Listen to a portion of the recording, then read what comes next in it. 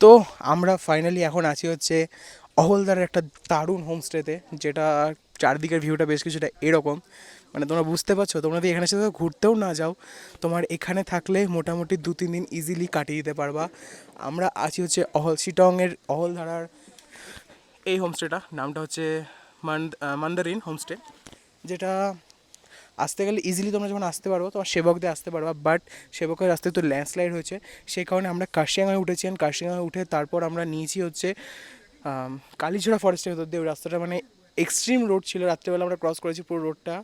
তার সাথে সাথে আরও বেশ কিছু কথা আছে, সেগুলো আমি পরে ভিডিওর ভেতর তোমাদের সাথে বলবো।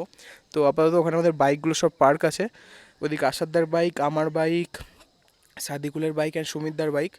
আর এখানে বেশ সুন্দর একটা টাইম ল্যাপস নেওয়া চলছে মেঘের, এরকম কিছুটা হচ্ছে ব্যাপার। আর আমরা এখান থেকেও ওই টপের দিকে উঠেছিলাম, জাস্ট তোমাদের একটা অনস্ক্রিন একটা ভিউ শেয়ার করছি, সেটা দেখো তাহলে বুঝতে পারবা কতটা সুন্দর জায়গাটা।